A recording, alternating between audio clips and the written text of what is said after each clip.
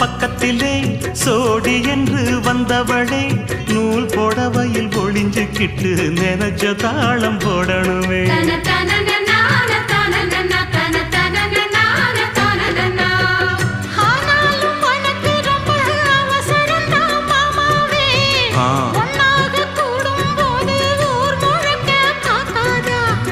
பார்த்தாலும் தவறு இல்ல பனியுறங்கும் ரோசாவே உன்னால சொத்த வச்ச மூக்குலதான் வைக்காதா.